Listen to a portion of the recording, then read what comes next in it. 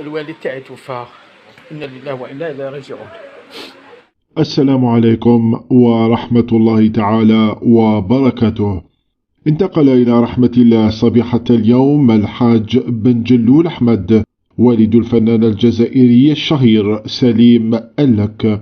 وظهر منذ لحظات الفنان سليم ألك في فيديو يعلن عن وفاة والده، وهو متأثر جدا. كما كشف على أن الجنازة ستقام بعد صلاة الظهر بمسجد الرجاء، حي عند فلا القديمة، شتوان، ولاية تلمسان. إن لله وإنا إليه راجعون.